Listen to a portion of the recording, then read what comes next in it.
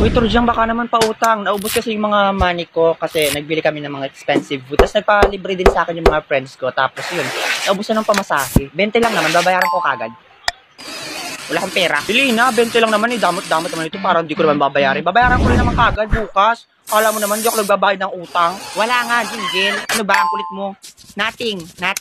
Tingtingin kita dyan sa ilong eh. Anong nothing? Talaga ba, Turjang? Alam ko namang marami ka lagi natitirang baon kasi nagpapalibre ka lagi kay Karing. Patay gutom ka kasi. Bili na, 20 lang naman. Parang tanga naman to. Kala mo naman, di ko babayaran. Babayaran ko nga. Bukas na bukas. 20 lang pala. Eh, bakit wala ka?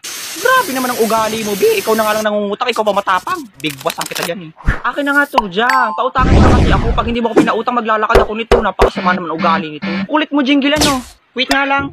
Pinahirapan pa ako. Magpapautang din naman pala. Bilis! May babaeng sabukot. Huwag kang katat dyan. Mag-antay ka. Oh. Maglakad ka hanggang gumaka. Lakad well. Deserve.